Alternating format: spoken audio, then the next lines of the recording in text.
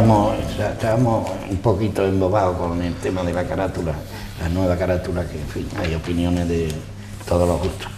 Les llevamos a todos ustedes el programa de Tu Opinión También Cuenta, con los contertulios a este lunes que le corresponde a Paco Gutiérrez. Buenas noches, Paco. Buenas noches a todos.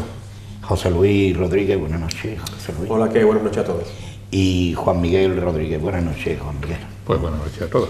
Bueno, de todos conocido que el día 22 de este mes se celebran unas elecciones, elecciones autonómicas, y que bueno, el tema está calentito, hay cierta reserva creo que no ocurre como en otras, que el tema estaba más decantado, ¿no?, con relación a mayoría absoluta. En esta ocasión, según encuestas, pues la mayoría absoluta no se van a celebrar o no se van a acometer. Lo que sí es cierto es que, según la última encuesta, es que el PSOE quedaría primero, seguido de Partido Popular, Podemos, Izquierda Unida, etcétera, etcétera. Pero en fin, Paco Gutiérrez, ¿qué suponen en las elecciones que vamos a tener todo un año con este tema, de todo tipo, desde autonómicas, locales y generales? Pero bien, vamos a las primeras, las elecciones autonómicas.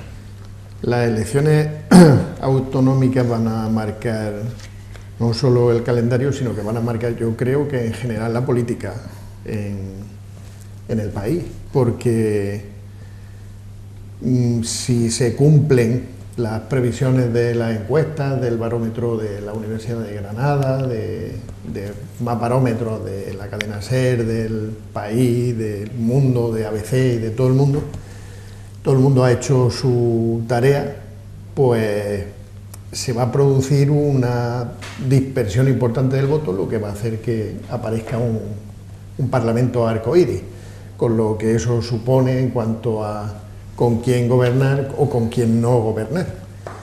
Ese planteamiento, como vamos a llevar bastante adelanto sobre las municipales y algún adelanto sobre las autonómicas y mucho adelanto sobre las nacionales, el comportamiento que haya en Andalucía tendrá una repercusión, entiendo yo, muy importante. ¿De alguna manera va a servir de muestra? Creo que sí, creo que sí. Está claro que mayoría absoluta no va a sacar nadie, pues aquí el tema está en quién gobierna con quién, o con quién me gustaría gobernar o con quién no me gustaría gobernar, o simplemente que gobierne el que saque más votos en minoría y llegue a acuerdos puntuales con la oposición. Yo particularmente creo que se nos plantea un problema, y es que yo no sé si el sistema electoral e incluso el sistema de reparto muestra, como ya hemos hablado alguna vez en la tertulia, que lo hemos comentado José Luis y Juan Miguel y alguna vez Paco Gómez, me parece que estaba un día, no sé si el sistema electoral permite mostrar realmente la diversidad, y luego el sistema que surge del sistema electoral de representación no sé si nos llevará a gobernar con tranquilidad, porque como en este sistema electoral lo que hace es que prevé que si el Parlamento no funciona se puede disolver y se puede empezar otra vez, pues yo no sé si esta diversidad permitirá una estabilidad que nos lleve hacia adelante. Es un peligro. Igual que existe la posibilidad, pues existe el peligro. Hombre, a mí me gustaría que el sistema obligara a gobernar sí o sí. Es decir, a que se pusieran de acuerdo sí o sí.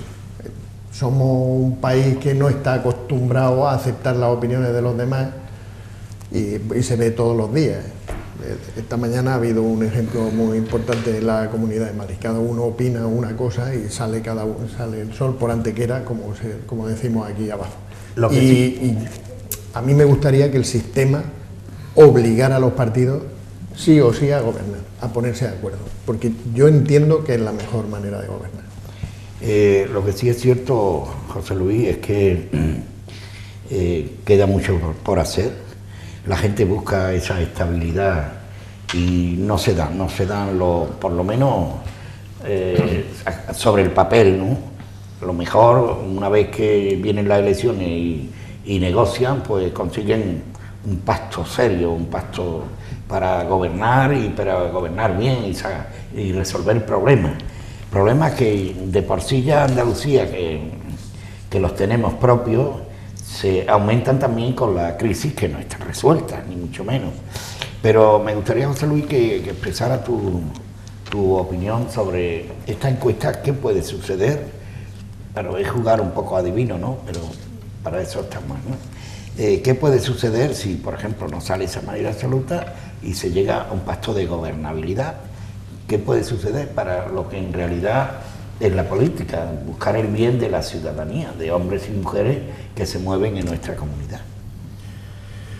Bueno, el hecho de que haya un pacto, a mí es que me parece muy bien, es que me parece que es lógico. Lo que sucede, como decía Paco, es que estamos en un país en donde no hay tradición pactista. Hay que recordar que aquí siempre ha habido gobiernos monocolores. La UCD ganó con mayoría simple, pero gobernó sola. El PSOE ganó por mayoría absoluta y gobernó solo. Cuando perdió la mayoría absoluta también gobernó solo. Aznar gobernó solo la primera vez, pese a no tener mayoría. La famosa pinza también. Bueno, eso es otra cosa.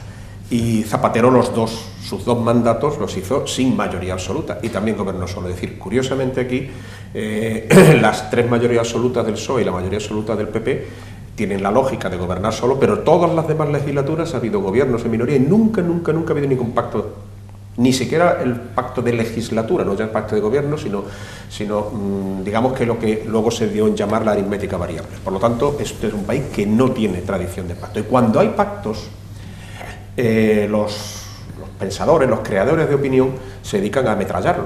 Es decir, hay que recordar que donde ha habido pactos de gobierno, pactos escritos, lo que es la tradición europea, por ejemplo, en Cataluña, pues la prensa conservadora, la prensa de derecha, lo machacó con la famosa frase del tripartito o el pacto del Tinel. En Andalucía ha habido gobiernos, sí ha habido gobiernos con pacto por escrito, PSOE-PA y PSOE-Izquierda Unida, y ambos fueron machacados sistemáticamente por la prensa. Es decir, nos quejamos de que los políticos son incapaces de pactar para conseguir un acuerdo y cuando hay un acuerdo se les critica haciendo sangre además. Yo es que me parece que lo normal en Europa es que las mayorías se consoliden en los parlamentos haciendo los acuerdos que sean necesarios. Cuando es un acuerdo natural, lo que se llama la mayoría natural, es decir, dos partidos de derecha, o uno de derecha y uno de centro derecha, pues muy bien, o dos partidos de izquierda, pero cuando es necesario se crea la Großen Koalition, que dicen los alemanes, la coalición del gran partido de derecha y del gran partido de izquierda. Eso en España es impensable, absolutamente impensable, por desgracia, porque la cultura política de este país a nivel nacional no lo ha hecho, y cuando lo ha hecho a nivel regional, los creadores de opinión, tertulianos, periodistas, etcétera, etcétera, la han machacado, que le quitan las ganas a cualquiera de intentarlo. ¿Qué horizonte tenemos? Ciñéndonos a Andalucía, porque en Andalucía está más claro. A nivel nacional es más complejo porque hay 4 partidos que pueden entrar, configurar algún tipo de mayoría estable, 4 partidos distintos. Fíjese, complejo, una novedad. En Andalucía, no hay más variabilidad que quién va a ser el socio de gobierno del PSOE. No existe ninguna posibilidad aritmética de que se pueda configurar una mayoría, en principio, excluyendo al PSOE. Además, se da la paradoja de que las primeras encuestas dejaban al PSOE en torno a los 40 escaños, es decir, a 15 de la mayoría absoluta, y Izquierda Unida en torno a 5 o 6, por lo tanto, no se podría reproducir en el pacto de gobierno actual, pero conforme avanza la campaña va subiendo y la última es de 49 escaños, es decir, más de los que tenía. Hay que recordar que el PSOE tenía 47 escaños en la legislatura que se ha disuelto y el PP 50.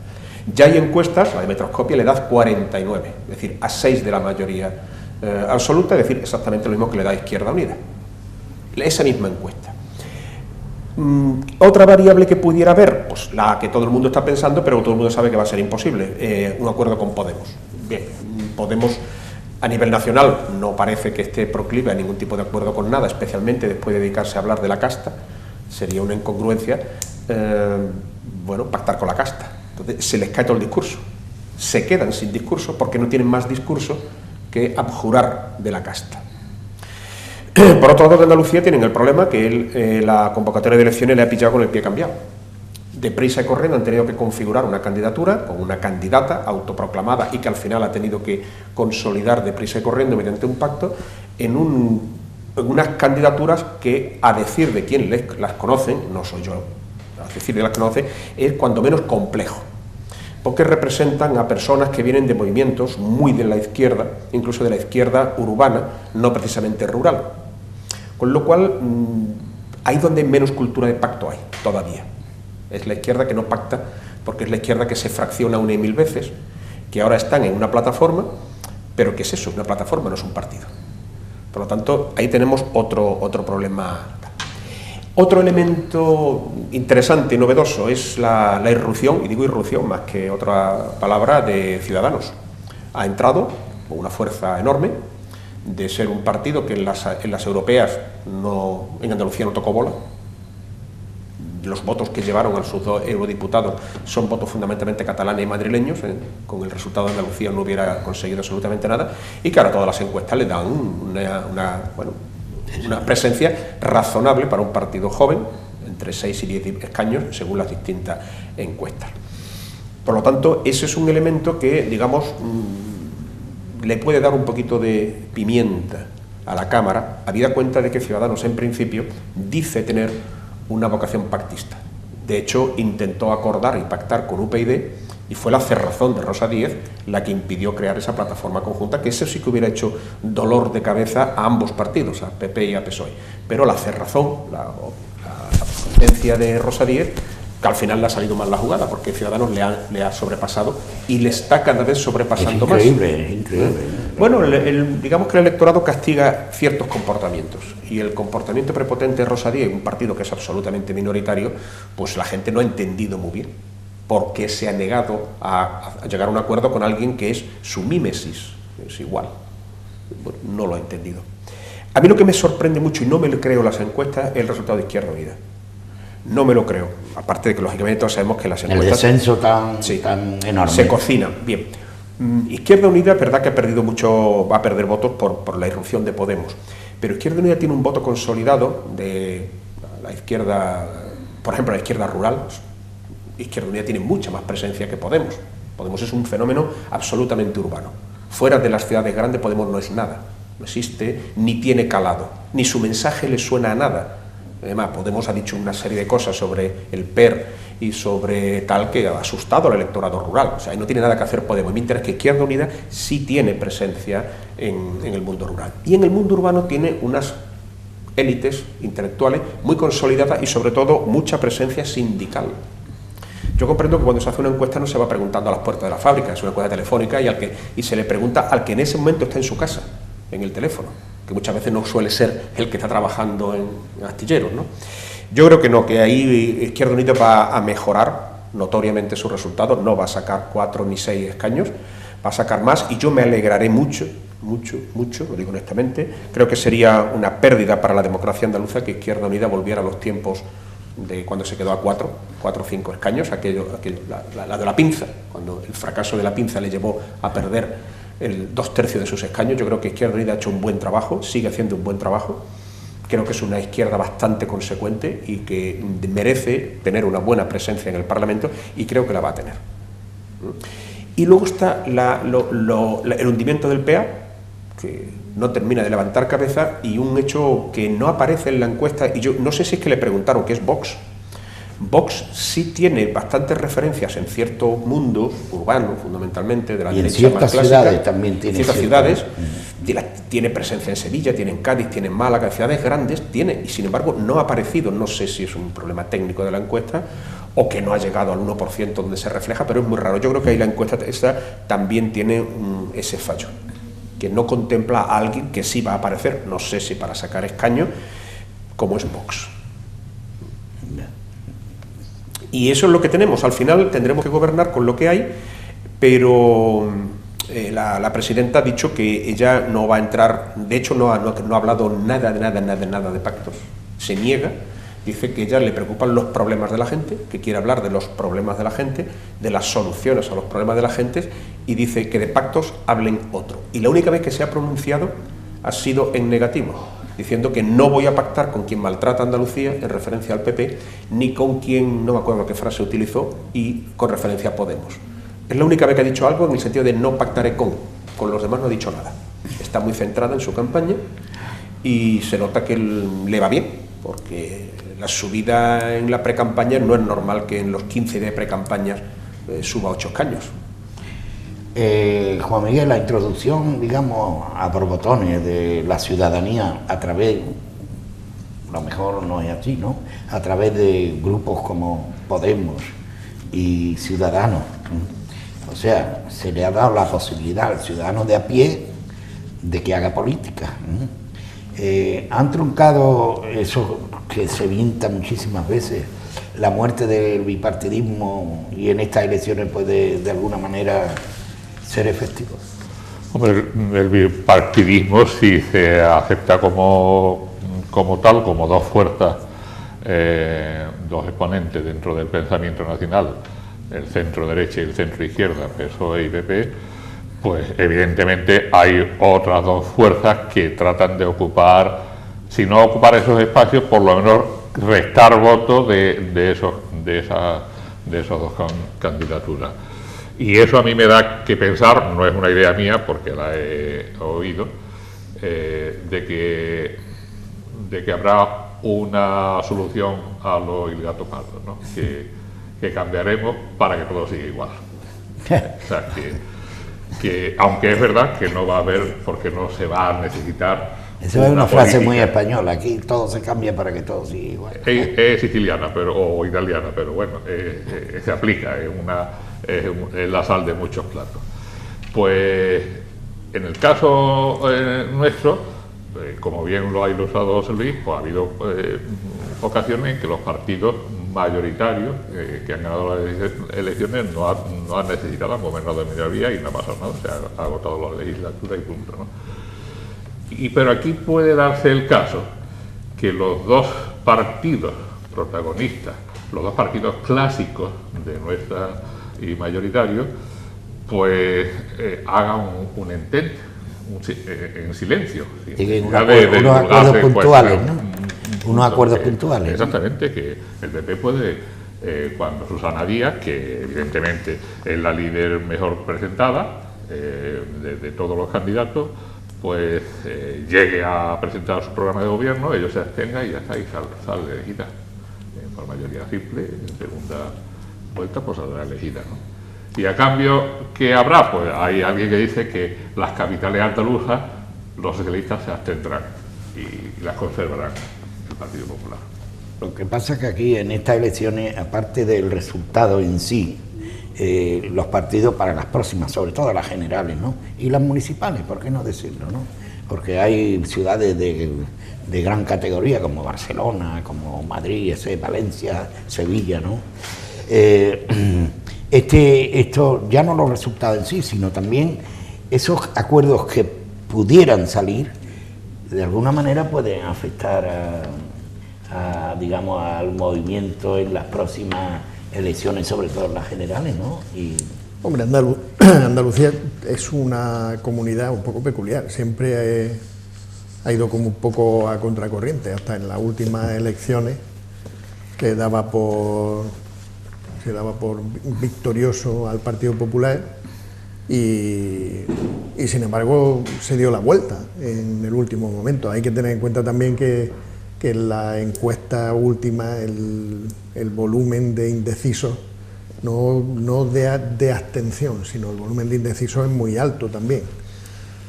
Cuanta más gente no sabe, pues digamos que podemos entrar, a lo mejor no llegar a una situación de mayoría absoluta, pero sí a una posición de dominio. Yo creo que Andalucía no es referencia en el sentido de reparto político para el resto del país. Sí, es que además va a ser una prueba muy fuerte para el futuro de muchos. No, lo que pasa es que Andalucía sí que va a ser una referencia yo entiendo, en la forma. Es decir, una vez que ya hayan salido los resultados, el futuro nacional el resto del país tenderá a funcionar de forma parecida. No digo con la posición de los partidos en la misma posición, pero sí en cuanto a solución de acuerdos políticos o de desacuerdos políticos, que no tiene por qué ser. No, incluso de modificación de inercias. En la política hay mucho de inercia. Y un año electoral grande, los estrategas le tienen mucho miedo porque las inercias que empiezan en la primera convocatoria y se pueden mantener durante varias. Por eso es por lo que muchas veces se intenta que no se acumulen. O sea, quieren que se hagan todas las elecciones el mismo día, y eso siempre lo propone que peor está. El PP siempre dice que por qué no se ponen las elecciones juntas para ahorrar dinero. Cuando le interesa dice que hay que separarlas porque hay que hablar de Andalucía. Y según le va interesando dice una cosa u otra, y eso es por función de inercia. Y quiero aclarar una cosa, que se me había olvidado comentarlo antes. El reparto de escaños en Andalucía es distinto que en el resto de España, y me explico. La ley electoral andaluza es muchísimo más justa que la ley electoral española, aunque se utiliza el mismo sistema, el reparto proporcional con la ley D'Hondt y con el sistema de asignación de restos.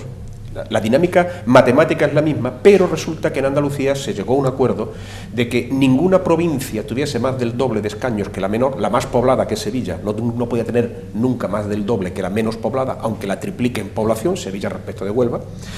La que menos tendría aproximadamente el 70% de la mayor, es decir, que una provincia poco poblada, como puede ser Almería y Huelva, tienen 11 escaños, mientras que Sevilla, que podría por esa proporción tener 40, pues tiene muchos menos, tiene 21. Por lo tanto, es más justo el reparto, pero también tiene un inconveniente, y es que las provincias poco pobladas tienen una sobrerepresentación y las provincias muy pobladas, como Sevilla y Málaga, tienen menos representación. Eso perjudica según a quién. En Sevilla perjudica al PSOE y en Málaga también, hasta que en Málaga empezó a ganar el PP y le perjudicó indirectamente. Primera cosa. Y segunda cosa, el sistema andaluz, digamos que la diferencia entre el primero y el segundo partido a la hora de repartir escaños es proporcional mientras no haya mucha distancia de votos entre ellos. Si la distancia se aumenta, es decir, si el primero le saca 15 puntos al segundo... Ahí la ley D'Hondt no... Sí, es lo mismo, pero es una aplicación matemática. Eso son estudiar un poquito las consecuencias matemáticas de eso. Es decir, a fin de cuentas los escaños se adjudican en función de dividir o de multiplicar, da igual, al final el resultado es el mismo, el número de escaños por los votos obtenidos, y se van asignando simplemente los restos mayores. Bien. Ese sistema hace que si entre el primero y el segundo la distancia es muy grande, tiene una sobreprima. De tal manera que si el primero duplica en votos al segundo, el primero no saca el doble que el segundo, saca el triple de escaños. Incluso sin duplicar, si el primero saca más de un 15% de ventaja respecto del segundo y hay un tercero en liza, el primero se gana un escaño más al final. ¿Qué quiero decir con esto? Pues que si el PSOE pone en alguna provincia una diferencia con respecto al PP de 15 puntos, lo va a tener en Sevilla según todos los indicadores y posiblemente en Jaén, vamos a ver qué pasa con Granada, etcétera, puede meter un diputado más en Sevilla, en Jaén y posiblemente en Granada, porque su diferencia va a ser más de 15 puntos, porque hay un tercero que va a mojar, para explicarlo, que va a ser Podemos, y que va a evitar que el PP lo tenga. Es decir, bueno, eso, quien hace los números sabe que eso sucede, por lo tanto, hasta el final la asignación de escaños no va a ser definitiva. La encuesta que da con la distribución que viene por provincias, me tomé la molestia de mirarlo y a mí no me salen esos escaños, pero yo tampoco soy experto en esto, simplemente he visto lo que pasa cuando al final todos los partidos que no llegan al 5% no entran en el reparto, e indirectamente quien entra en el reparto son los más votados. Por lo tanto, una nueva función.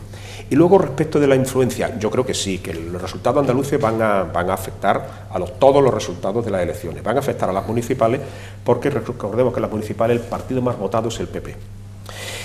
Si el PP afronta las municipales como las últimas, siendo partido ganador, hay un voto prestado, hay una inercia de votar. Y van a volver a votarle.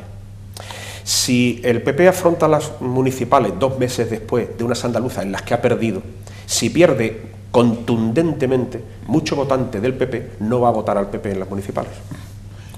Por lo tanto, va a haber una modificación, incluso dentro del votante del PP, porque el votante del PP, que es bastante fiel, por cierto, sobre todo el urbano, es más fiel en tanto en cuanto lo ve como partido ganador. Si no, prefiere apoyar a otras posibilidades. Y a nivel nacional, eso sí que es la gran duda. ¿Por qué? Porque a nivel nacional tenemos la variable de los partidos nacionalistas. Bueno, Cataluña va a asignar pues 10, 12, 14, 16 escaños que no van a ser ni para el PSOE ni para el PP, porque va a ser para Convergencia o para Esquerra. Por lo tanto, fíjense, ya estamos quitándole un pellizco grande. El PNV tendrá pues 7, y posiblemente Rivas Batasuna, bueno, Bildu tendrá 4, son otros 11 escaños que van a desaparecer de ahí. Ya estamos hablando, superamos la treintena de escaños. Por lo tanto, las mayorías van a ser distintas. Si se consolida el resultado del CIS y la de Metroscopia, que ese es muy chocante, donde hay 4 partidos ahí entre el 22 y el 17, ya hablaremos si se tercia sobre esa encuesta nacional. Eso significaría que con el sistema que hay, eso luego no se va a reproducir así. Y me explico. Volvemos a decir lo mismo. Una cosa es una encuesta de 2.000, 3.000 personas a nivel nacional y otra cosa es por provincia. El que gana la elección en Soria, que tiene 3 diputados, solamente por ganarla con un voto se lleva 2 escaños. Por un voto. Ya. Se lleva 2 escaños. Y el otro, si no se hunde mucho, saca 1. Pues fíjense ya qué diferencia por un escaño. El tercero no se lleva nada. Bueno, pues eso, hay 14 provincias que están en esa situación. 28 escaños para el ganador y 14 para el segundo. El tercero no moja. Por lo tanto, en fin, ya estamos hablando de cosas muy distintas. No es lo mismo hacer la distribución en Madrid o Barcelona que hacerlo en Soria, Segovia o Huesca. Para terminar este tema, ¿creéis, al igual que hemos hablado de si se puede extrapolar a las elecciones generales, en Marbella puede afectar, digamos, los resultados en Marbella, pueden afectar de alguna manera a las elecciones municipales en el sentido de bueno, trastocar la campaña o buscar, digamos, sacar ya medio conclusiones con relación a los resultados que se celebren el 22 para las próximas elecciones municipales, o no tiene nada que ver? Hombre, por ello resulta que OSP no se presenta en las andaluzas y por lo tanto hay un hueco, hay un vacío ahí importante, ¿no? Pero no obstante, me gustaría... Hombre, un poco lo que dice José Luis. Cuando hay partidos que no entran en la encuesta, como ha dicho de las elecciones generales, no están los partidos nacionalistas en general, pues evidentemente hay un sesgo que no te permite extrapolar directamente. Bueno, pues aquí tenemos un partido, digamos, fuera de lo común, localista, pues evidentemente el efecto pues será similar y tendrá su influencia. Evidentemente el resto de los partidos, tanto el Partido Socialista como el Partido Popular e Izquierda Unida, que son los que tienen ahora mismo representación, pues tiene que contar con ese sesgo que producirá OSP, mayor o menor, pues eso ya dependerá, como ha dicho bien José Luis, de si la gente tiende a la fidelidad hacia el Partido Popular, que es el que gobierna en Marbella, o realmente los resultados de caída en Andalucía le producen ese efecto que evidentemente repartirá esos votos. No van a ir al PSOE, pero evidentemente irán a otros partidos. En función al resultado habrán quienes se enojarán y habrá quienes se alegrarán en función a los resultados del 22 de marzo. Porque tener unos resultados favorables, ya por lo menos el ánimo te viene mejor al cuerpo. Claro, eso es lógico, ¿no? No, pero eso claro, eso es normal. Sí, pero la municipal siempre está por un lado la fortaleza de los partidos o de las siglas, y eso es un partido fuerte, partido que tiene un suelo, que se suele hablar. Es decir, por debajo de ese porcentaje, aún como decía Gil, poniendo una cabra sacan el 20%. Bueno, pues es verdad. Bueno, es una exageración, permítaseme la broma, que no va con segunda. Pero los partidos fuertes, PSOE y PP, tienen un suelo garantizado. El resto varía mucho y sobre todo varía en función, claro, en las elecciones locales entra el conocimiento del candidato. En las elecciones generales, pues el candidato es el que va, el número 1. Y la gente en Málaga se piensa que va a votar a Susana Díaz o a tal, no, va a votar a sus diputados, que se llaman fulano, mengano y ciutano. Y más, por ejemplo, la andaluza, claro. el único del PP que tiene el 5, el resto, yo no sé, el PSOE, para buscar el más cercano, el 9 o el 10, y no es de esta zona, vamos. No, pero es que en las elecciones generales y autonómicas la gente no sabe ni quién es el primero de su provincia. Ya. Solamente la gente muy puesta y muy tal sabe que el candidato número 1 por Málaga se llama fulano y tal. No, la gente vota o a Rajoy o a no sé quién, o a Rubalcaba, la última. Nadie votaba a Rajoy, nadie votaba a Rubalcaba, salvo los que votaban en Madrid. Sin embargo, en las locales sí hay una identificación clarísima con el candidato o candidatos. Por lo tanto, hay una parte importante del electorado que se decanta en función de eso. Si además en Marbella tenemos que de los 27 escaños, pues 4, 5, 6 son para el OSP. O sea, hay menos que repartir, ya no hay 27, habrá 21, porque el OSP se llevará 6. Bueno, pues vamos a ver eso cómo queda. Y en las municipales sí va a haber una candidatura más o menos encubierta, parece ser de Podemos. No con ese nombre, pero sí con algún tipo de cobertura. Una agrupación de electores, creo que... Exacto. ¿Qué solución van a optar? Sin olvidar, va a haber complicado, algo. Sin olvidar a Ciudadanos, claro. Ciudadanos, como tiene el mismo nombre en todos los sitios, le va a ir bien, y todo pues Ciudadanos, pues si en Andalucía va bien, y la provincia de Málaga va bien, y aquí la candidatura pues va bien, pues sacará, porque bueno, con un 3% ya entras prácticamente casi con un concejal, y si saca un 5%, que todas las encuestas le dan un 5%, tiene un concejal, con Ciudadanos sí. ¿Algo más sobre este tema? ¿No? Pues entramos de lleno en el siguiente, rapidito, ¿no? Es curioso, cuando Estados Unidos se sienta a negociar con Cuba el desasiego que había, la falta de... Bueno, resulta que el presidente Obama endurece de una manera dura las sanciones de Estados Unidos contra Venezuela. Venezuela, que de todos conocido, ¿no? Hay cosas que te dejan perplejo, ¿no? Sin embargo, para tomar esta medida Obama ha tenido que ocurrir algo duro, ¿no? Algo grave, ¿no? A ver, Juan Miguel, empieza tú. Pues yo no sé, yo creo que la situación interna de Venezuela lo tiene que justificar, y Estados Unidos es el amo del gallinero de aquel hemisferio, ¿no? O sea ¿qué va a pasar con Venezuela? No sé, antes tenía a lo mejor el oponente de la Unión Soviética y Cuba, que ya no existe esa relación. Ahora sí puede existir una relación que de hecho se ha buscado el presidente que está ahora en la picota, el Maduro, que ha ido a China en busca de apoyo financiero y sostenible, ¿no? Y la alianza también de Mercosur, que trata de sostener a Maduro, que está puesto en solfa por los propios elementos internos. Incluso, o sea, ya se ha hablado de movimientos militares para derrocarlo, ¿no? Movimientos militares chavistas, cuidado, de mando chavista. Entonces, la situación es difícil. Los últimos acontecimientos venezolanos, pues a mí me ha dejado muy preocupado la situación, porque es un país cercano, donde hay una población española y una influencia española muy grande. El Parlamento Europeo por 2 veces ha tomado carta en el asunto para condenar las actuaciones del gobierno en contra de la oposición y del ataque a la población civil, que por cierto, el referente nuestro de apoyo al régimen venezolano se abstuvo, no estuvo siquiera en las sesiones del Parlamento Europeo donde se condenó al régimen, se ausentaron de esas sesiones, ¿no? Para no verse implicado, para no sacársele los colores, ¿no?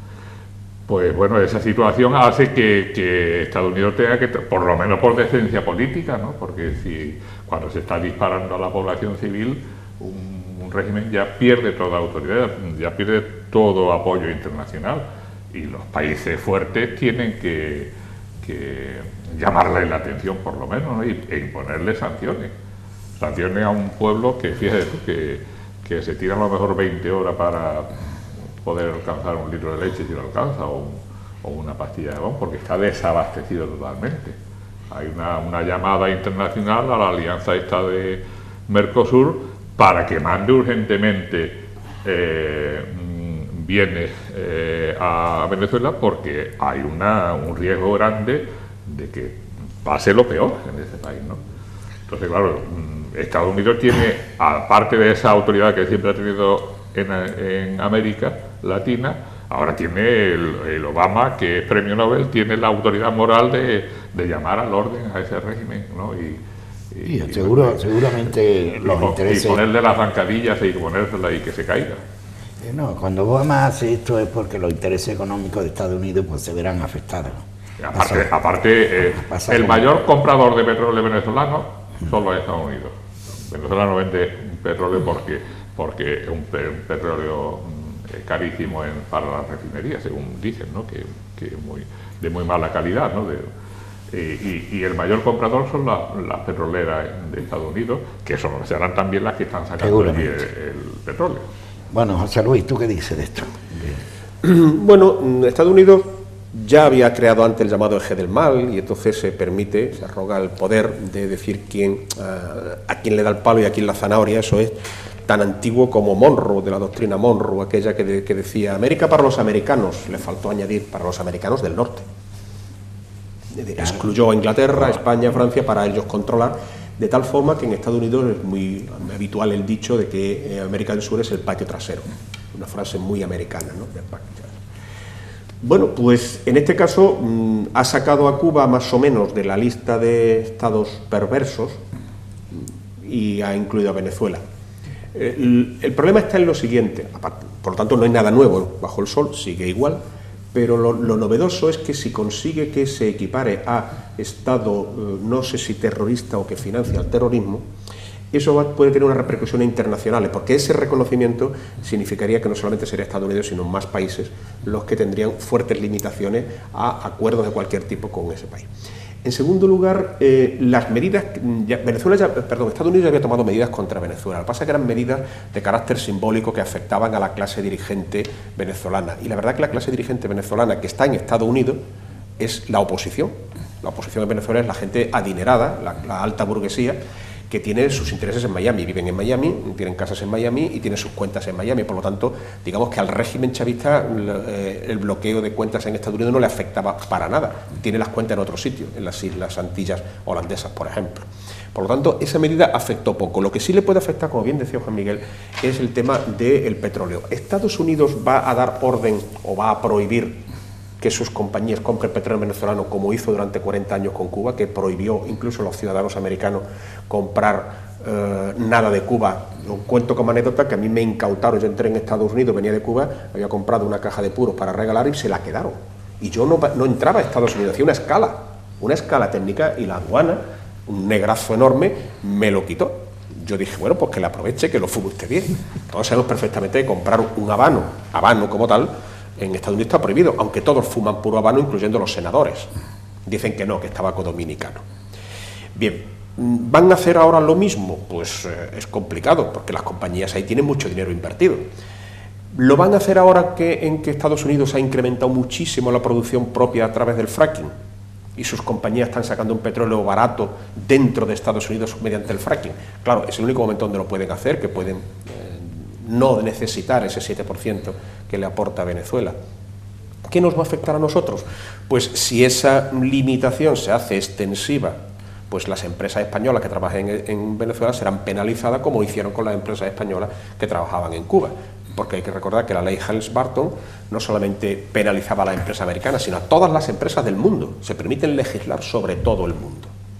Bueno, hay que recordar que España tiene bastantes intereses económicos en Venezuela. Claro, eso es muchos, grandes y fuertes. Algunos han salido un poquito regular, problemas que ha habido con la banca española. Iberia dice que tiene 300 millones de dólares que no puede sacar de Venezuela, que le deben. Es decir, la situación no es buena, pero se empeoraría muchísimo más si las empresas españolas, que tienen allí una presencia muy importante, las grandes multinacionales españolas están todas allí, Telefónica, Repsol, Iberia, BBVA, Santander, todos están allí. Bueno, pues la verdad que nos daría un palo, nos perjudicaría, porque es un mercado importante. Eso hablando desde el punto de vista egoísta. Desde el punto de vista del sentimiento, tenemos unas relaciones extraordinarias. Es decir, los españoles mandamos a Venezuela en las dos oleadas de emigración, después de la Primera Guerra Mundial y después de la Guerra Civil y la crisis, mandamos más de 400.000 personas allí. Hay más de 1 millón de españoles, no de españoles, son criollos porque han nacido ya en Venezuela, que están afiliados a las distintas hermandades españolas. La más importante de Venezuela, la asociación con más socios de Venezuela, es la Hermandad Gallega. Y medio Canarias. Los canarios, claro, los botes estos que se ve ahora del norte de África, eso lo inventaron los canarios. Claro. Ahí hay, desde el punto de vista afectivo, emocional, etcétera, una cosa también que nos afecta, ¿no?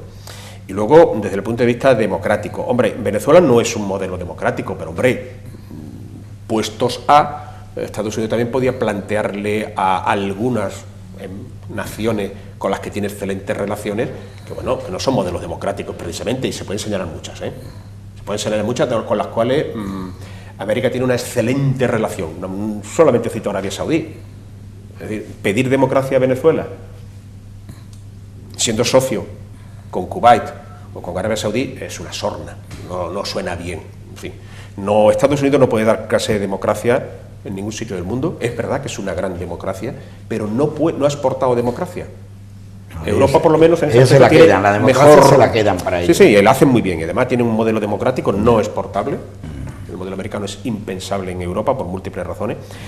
Lo hacen bien, pero desde luego no pueden darnos clase de democracia a nadie, y no han ayudado a expandir la democracia, ni siquiera con presidentes profundamente democráticos como Clinton, como Obama, Carter, etcétera, Carter. Ni siquiera ellos tampoco se pudieron sustraer a la presión de los grandes cárteles, de las grandes empresas americanas, y los lobbies lobbies que le impiden. En fin, desde el punto de vista democrático tiene poco que decir Estados Unidos. Y repito que yo no le doy el tic de demócrata al régimen de Maduro, porque es formalmente democrático, hay elecciones libres, pero luego no es democrático en el devenir. El gobierno machaca a la oposición.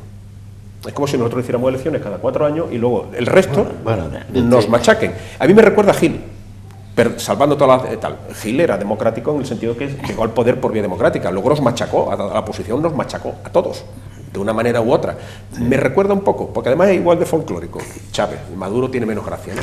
Pero igual de folclórico, igual de extemporáneo, etcétera, etcétera, ¿no? Por tanto, que no defiendo el régimen chavista, porque creo que no es un régimen plenamente democrático, pero hombre, tiene más democracia que Arabia Saudí. Lo que pasa es que Chávez es otra historia comparada con Maduro. Maduro es que, bueno, es la cara. Los chavales dicen que es un Mauro. No, y aparte de todo que Chávez todavía nadaba en la abundancia del petróleo a 100 y pico de euros, claro, de dólares, y bueno, Maduro le ha pillado por la vaca flaca de... De todas maneras, yo creo que en todo este tipo de cosas, independientemente de problema económico planteado en esos términos, es que no se han preocupado ni en tiempos de Chávez ni ahora siquiera en preparar al país para ser un país de verdad, porque no es un país de verdad, es un país de pandereta, es un país decorado, es un decorado, no hay comida, no hay abastecimiento, y supuestamente el Estado posee las explotaciones de petróleo y no traslada la riqueza a sus ciudadanos, que ha difundido la educación, la ha universalizado, la sanidad y otra serie de servicios sociales, sí, pero a un coste altísimo en general para la población. Bueno, pues algo está mal, independientemente del planteamiento político, que el planteamiento político es para llorar, porque ver a un presidente en la televisión decir las cosas que dice, por ejemplo, de España, es que, en fin, es de risa, que se va a presentar a las elecciones españolas. Pues, y tiene que ser sintomático también que el propio régimen está contestando ya. Claro, es que antes o después tiene que pasar. Normalmente este tipo de cosas pasan porque la administración en estos sistemas acaba corrompiéndose tanto por el crecimiento de esa burocracia interior de control, que al final tienes que alimentarlo, y alimentar ese tipo de funcionamiento y de organización acaba con el país. No es que acabe con la gente, acaba con el país entero. Entonces está en una situación, por no hablar de otras cosas, ha aumentado la violencia de una manera bestial, muere la gente en las calles, pero no la gente mayor, muere gente joven todos los fines de semana, 200 personas. Es que es alucinante, es un país con una complicación ahora mismo social dificilísimo de manejar, y luego no se dejan. Luego se ha bloqueado o se ha apretado totalmente sobre sí, y todo lo que viene de fuera, es que no hay opinión, a no ser que le hagan la pelota y le toque la pandereta, todo lo demás no sirve, porque rápidamente reaccionan de manera extemporánea. Hace poco expulsaron a varios expertos comerciales de la embajada norteamericana y le impuso a Estados Unidos reducir a la mitad el personal. No digo que sea la causa de que Obama lo haya colocado en la lista de países indeseables, pero es un país muy complicado para tratar con él, porque todo lo que plantea tú lo negocias, pero luego él lo utiliza para lo que se le ocurre, lo que has negociado. Entonces puede haber llegado a un acuerdo fantástico y en su boca puede acabar quedando que es otra cosa. Y van a detener a un alcalde de una ciudad importante, De Caracas, la capital. Sí, y de no Caracas. va solo la policía, van Los comisarios políticos. Los adictos, exactamente. Claro, Sí, los sí. comisarios Los políticos. comisarios políticos van para controlar y por si la policía no hace lo que tiene que hacer. Es increíble, Claro. Y además y le empujan. Se ve en las imágenes cómo va la policía, que lo lleva agarrado, pero los otros van empujando. Entran como en masa y salen como si fuera una procesión. Entonces, es un país, como ha dicho José Luis, con el que tenemos unos lazos enormes. Hablan en canario, o los canarios en venezolano, creo que al revés, que hablan en canario, y tenemos unos lazos de siempre. Entonces ¿qué quieres que te diga? Pues este tipo de cosas duelen, porque caen en manos de gente que podían hacer exactamente lo mismo que hacen, sin necesidad de crear ese espectáculo permanente que no lleva a ningún sitio. Bueno, y hay otros países, Ecuador, por ejemplo, pues está haciendo un modelo, ¿no? Pues ha conseguido, no sé, pero más estabilidad, por supuesto. No, y pero, mayores logros la económicos, tendencia, por supuesto, ¿no? La tendencia está en dentro del Sudamérica, dólar, porque Ecuador tiene el dólar como Claro. moneda nacional y no hay esa confrontación con Estados Unidos, ¿no? No, pero además la tendencia en la zona es una tendencia de estabilidad. Hasta, no digo hasta Colombia, que era un país por definición inestable, por esa importancia tan grande que tenían las FARC y los movimientos de narcotraficantes, los grupos de narcotraficantes, hasta el gobierno colombiano está consiguiendo llegar a acuerdos con las FARC. No sé si fue ayer o antes de ayer, venía en el periódico que habían llegado a un acuerdo para eliminar las minas del territorio. Sí. Pues son acuerdos muy importantes que dan estabilidad a la zona. Pues toda esa estabilidad, tú has nombrado a Ecuador, es siguiendo hacia abajo, y sigue hacia abajo. Perú se estabilizó, Ecuador, todos esos países. Argentina se ha salido un poco del tiesto últimamente, pero el resto de los países... Pero Perú tiene un índice de crecimiento de PIB que claro, ya quisiéramos algunos, ¿eh? Claro, sí, falta un poco de control en la economía para que acaben estabilizándose, porque siguen utilizando técnicas de manejo de masa fuera de lo... Al hilo de eso hay que citar una grandísima noticia en que Bachelet, la presidenta de Chile, ha restaurado la enseñanza gratuita pública. Recordemos que Pinochet la privatizó, de tal manera que la enseñanza solamente estudiaban los que podían pagársela, y Bachelet ha devuelto la enseñanza pública a Chile. Qué menos. Y eso es pues, una magnífica noticia. Va a un país como Chile con una tradición democrática interrumpida solo por el golpe de Pinochet, que ha costado desmontar el pinochetismo y que, bueno, ya Bachelet ha cerrado una de las cosas más lamentables, y era la privatización de la enseñanza, sobre todo la enseñanza superior.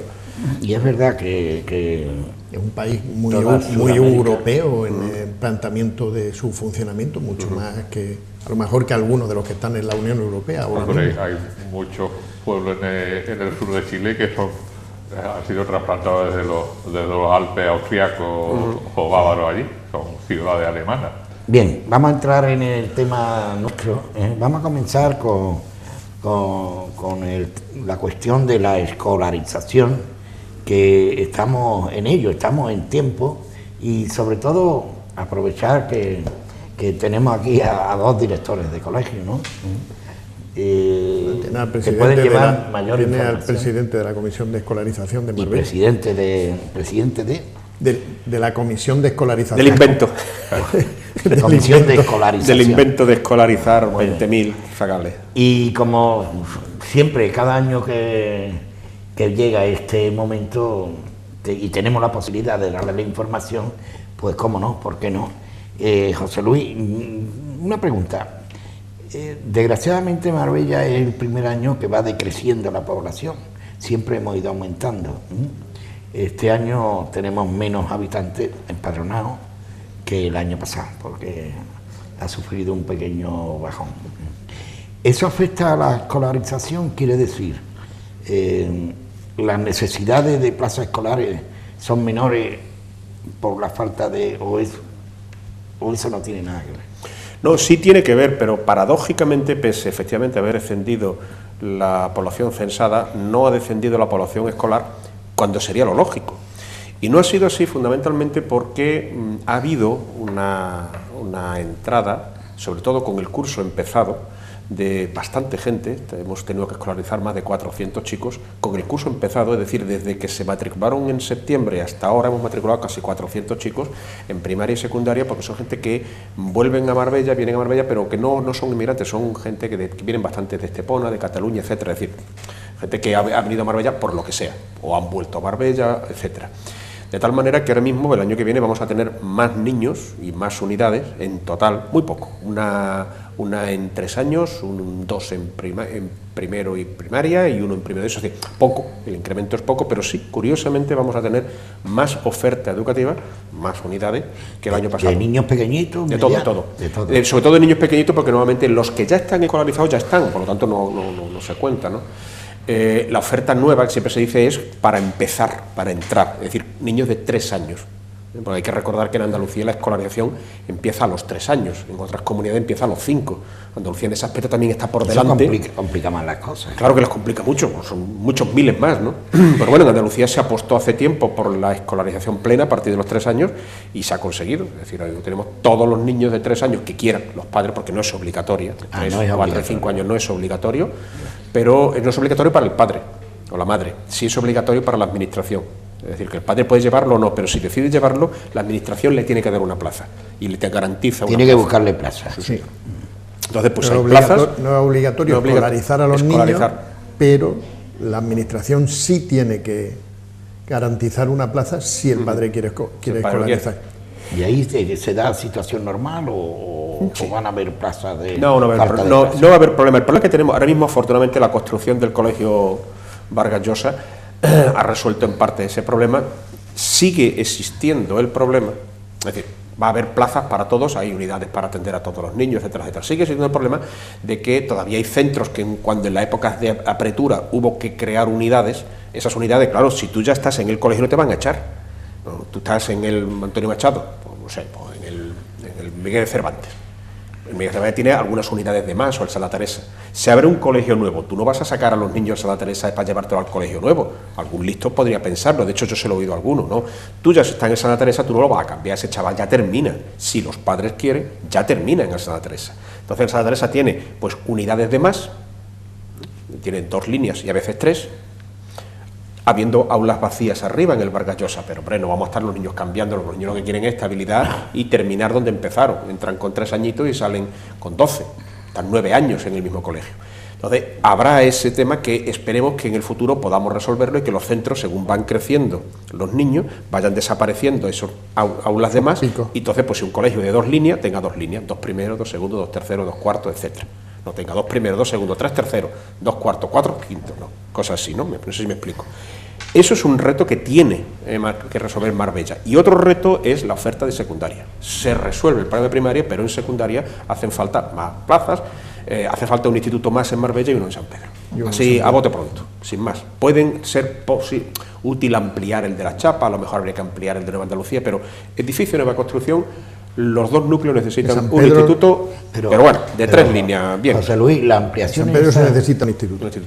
Hay que la ampliación esa va en detrimento de restar al edificio espacio que pueden servir. No.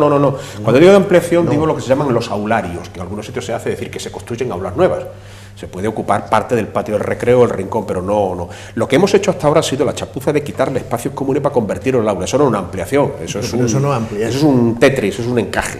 Eso lo hemos hecho porque teníamos que mantener a los niños y resolver los problemas de los niños. Y bueno, y los niños están todos escolarizados, pero a costa de que los institutos de Marbella están muy llenos, masificados. José Luis se acordará de cómo era el Guadalpín en el proyecto y cómo es ahora cuando lo dirige él. Entonces teníamos aulas grandes, 60 y 90 metros cuadrados, teníamos la mitad de aulas, tenemos el doble de aulas más pequeñas, y más niños, y más aulas, y más todo, con los mismos metros cuadrados. No, yo me refiero a ampliación, que puede ser que en algún centro se plantee una ampliación, es decir, hacer un edificio colindante, como se hace en muchos sitios, de 8 aulas, de 6 aulas, lo que sea. Eso para algunos. Pero sí en Marbella, en la zona norte, por ejemplo, está cantadísimo que se necesita impepinablemente un instituto en la zona norte, al norte de la autopista, en la parcela que la Junta señaló con el dedo, la de Sarblanca, la que hay asomado al Guadalpín, a ver si se aclara ya el Ayuntamiento, le cede esa parcela. O sea, que la parcela está. La parcela está perfectamente pitada en el plan general y tiene un informe. ¿Por qué no se ha hecho? Ay, se lo pregunté al dueño de la parcela. No, yo sé que la parcela está en el plan general desde hace un montón y que es la parcela que la Junta dijo por escrito, es así. Entonces, si tú le ofreces una parcela para que te digan que no, pues estamos como estamos. Pero hay una parcela donde ya hay un informe del anterior delegado Pepe Nieto que dijo, es así. Y si me das la parcela, ahí hacemos un IESO, un instituto de solo eso, sin bachillerato. Secundaria. Bueno, esa parcela está ahí y está cantada y se podría hacer.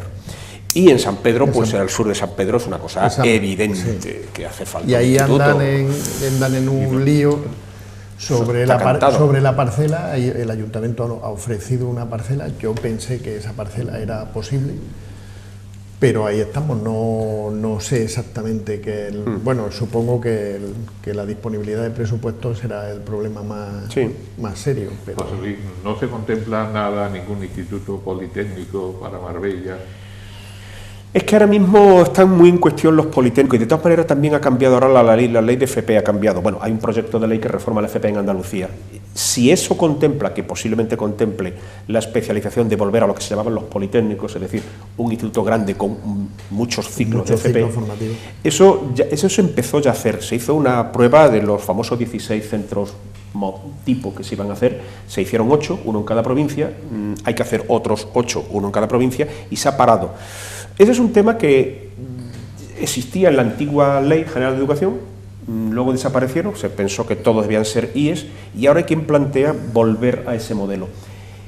Yo no lo veo mal, vamos, no creo que sea tampoco de lo más importante de los retos que tenemos, pero yo no veo mal el que se pudiera hacer un poco la idea, incluso que plantearon, de que hubiera centros politécnicos, de alguna manera modelos de investigación y de actualización por familias profesionales. Lo de intentar abarcar a todos, para eso están los IES.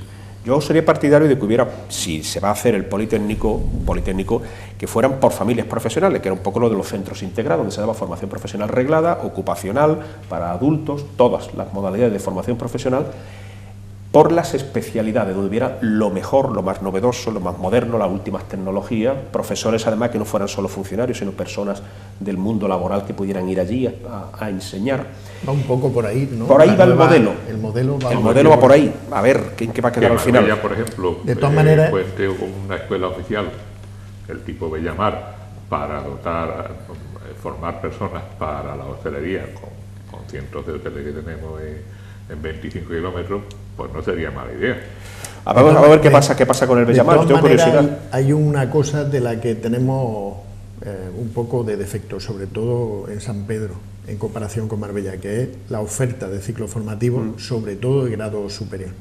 Es escasa, por no decir que hay solo uno, que es el que hay en mi centro, y un esfuerzo cuando se haga el instituto de secundaria, a lo mejor aquí en Marbella con un IESO es suficiente, en San Pedro tendrá que ser algo más, para por lo menos,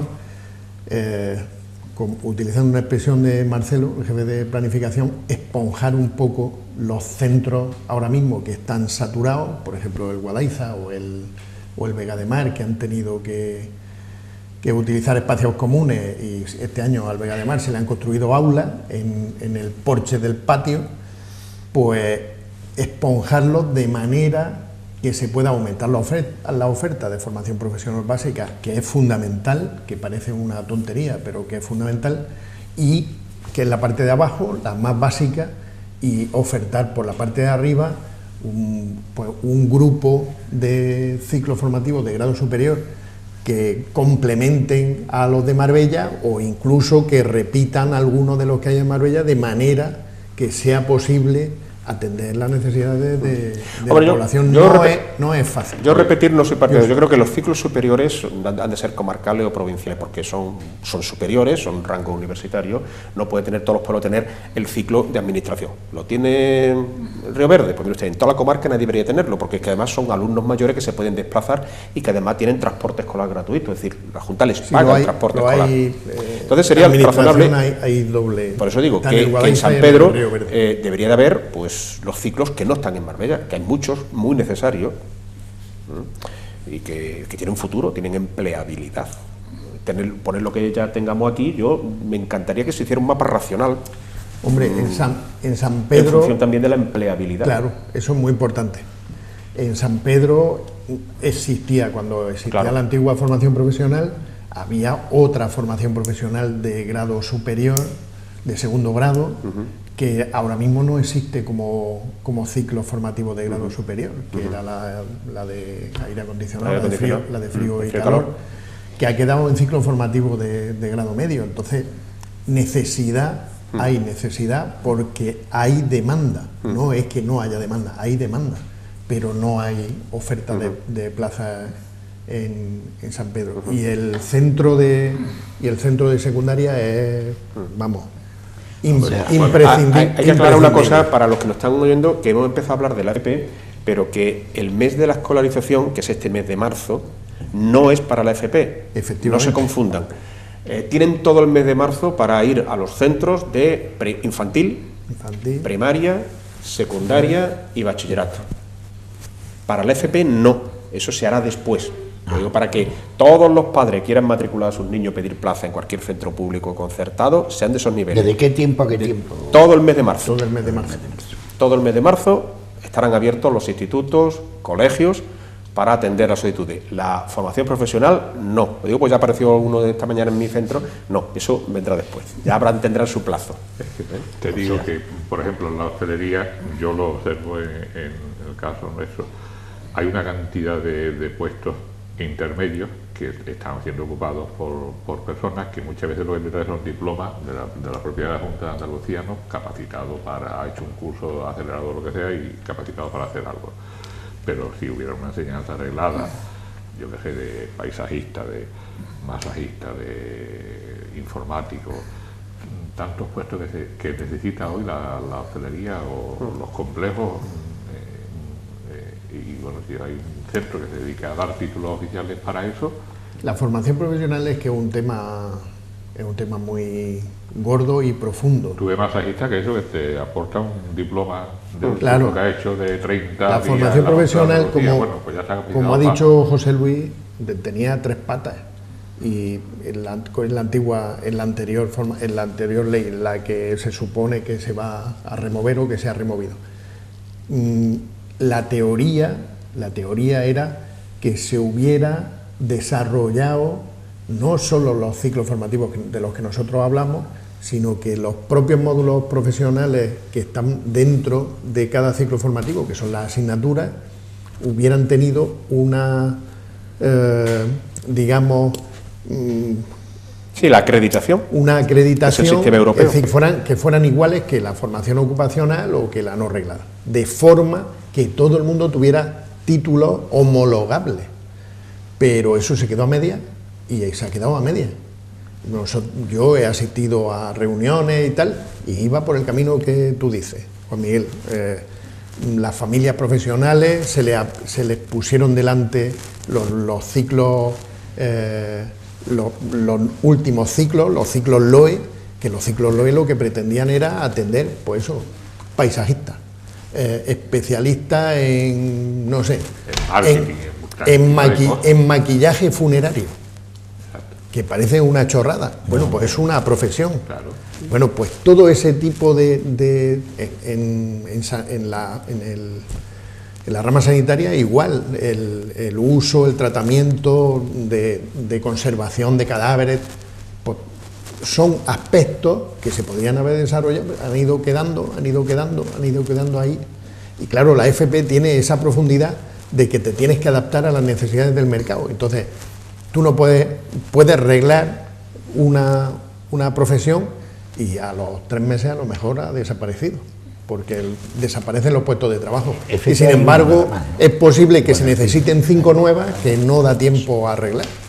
Entonces, la FP es una complicación. Entonces, hay que crear ese tipo de centros que dice José Luis, en los que las 3 patas de la FP estén dentro, de manera que sea más ágil acercarse a la solución de los nuevos puestos de trabajo. La enseñanza privada dedicada a hostelería que tenemos, pues tiene una aceptación, una repercusión internacional, la gente sale colocada de ese centro. No, sí, en general la formación profesional superior, en general, la formación tiene un profesional grado de aceptación muy grande. La nuestra, pues como todas, ¿no?, tiene un grado de empleabilidad, incluso en épocas de crisis, encuentran más fácilmente empleo que incluso que los títulos universitarios. Bueno, es signo de nuestros tiempos. Lo que sucede es que yo creo que este es un reto donde se habla mucho y se reflexiona poco, y además se escucha menos. Entonces, yo estoy harto de leerme borradores sobre la FP, llevo pues 12 o 14 años leyéndome borradores. Todos tienen algo bueno, todos algo son mejorables, pero al final luego no queda en nada. Yo el último borrador que me leí en la jornada esta de la línea, bueno, pues había cosas que sonaban bien, había otras que me chirriaban bastante, pero en fin, yo tampoco pretendo dar clase a nadie, no soy un experto tampoco en esto, pero bueno, pero el problema es que luego esto se nos queda en nada. Y sobre todo además que se hace una ley donde, digamos, el marco está bien y luego empiezan a desarrollar reglamentitos y se la cargan. En fin, yo pongo el ejemplo de la ley actual. Nació así, nació con una idea de hacer el modelo europeo, donde tú haces unos ciclos, en cada uno de los ciclos hay unos módulos, asignaturas para entendernos, pero cada uno de los módulos per se tendría entidad suficiente como para que te pudieran acreditar ese módulo. Entonces tú haces un ciclo superior de iluminación, tratamiento y relación de la imagen, y entonces tú puedes aprobar solo el de iluminación, y te dan un certificado, no te dan el título superior, pero te dan el certificado donde tú eres experto en iluminación. Pero sin embargo has suspendido el tratamiento de la imagen porque eres muy malo. Es el sistema donde sumas varios módulos, tienes un título, pero los módulos separados. Eso al final ha quedado en nada. ¿Por qué? Porque los listos que luego se ponen en fin, estos que están escondidos en los despachos haciendo los reglamentos, se cargan, es imposible hacerlo así. Luego además el tema de que se pudiera facilitar un tipo de enseñanza para la gente que está trabajando.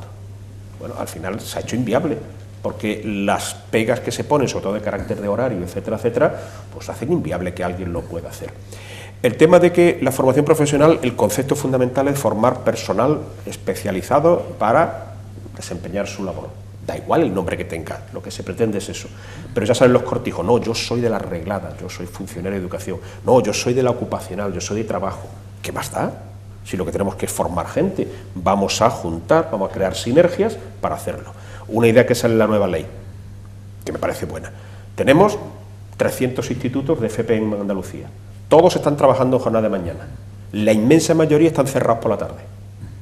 Bueno, la nueva ley dice que por la tarde se dé formación profesional ocupacional para la gente que no está estudiando, sino que está trabajando o que quiere trabajar.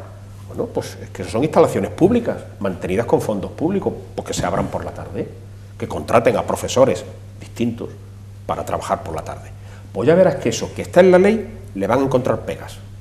¿Por qué? Porque este es mi cortijo, claro, y sí, claro, yo por la mañana tengo allí mi taller, hago esto, hago lo otro, y luego viene el de la tarde y me lo descompensa todo. Bueno, pues poneros de acuerdo los dos, oye, no me toques esto, lo que sé. Pues ese tipo de cosas son lo que en este país hace imposible que podamos avanzar. Y esto viene, por desgracia, yo como historiador no lo puedo decir, que perdimos el tren de la revolución industrial. Y como lo perdimos, pues estamos siempre en el andén.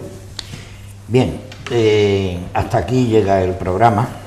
No obstante, volverle a recordar que todo el mes de marzo está abierto la... ¿Dónde pueden dirigirse al centro que vayan a pedir en primer lugar. Muy bien. Una familia puede pedir hasta 5 centros. Al que vayan a pedir en primer lugar, donde tienen que llevar el papel. Y el centro se encarga de que si no le dan plaza en el que ha pedido en primer lugar, él le va a buscar el de segunda, tercera, cuarta o quinta opción. No tienen que poner papeles en varios sitios. Uno solo en el centro que más les apetezca. Y pueden poner hasta 4 más. ¿Y es primaria? Todo. Infantil, primaria, secundaria y bachillerato. Excepto la formación profesional, toda la demás. Muy bien. Yo quería decir una cosa. Quería preguntar, ¿hasta cuándo la cotera en el mercado central? En el mercado central. Y luego, pues, creo que formo parte de los sufridores de los ciudadanos de los barrios y del resto de la ciudad, que ahora mismo vemos cómo se corta la calle A, la B, la C, no puedes llegar a tu casa. Exacto. Es imposible acceder por un lado, por el otro. Mañana en la zona de San Pedro se corta la avenida Oriental. No sé exactamente cuál es la razón, pero se corta la avenida Oriental, que es la de acceso al centro del pueblo. A mí que me lo expliquen.